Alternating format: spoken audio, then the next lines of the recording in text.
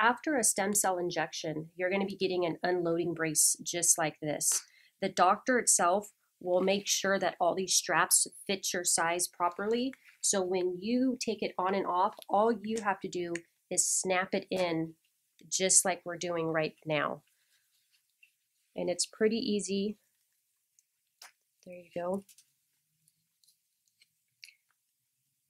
So then when you stand up, this is nice and secure. When you stand up, you might have to make a small correction here, but for the most part, it's all fitted properly on the outside.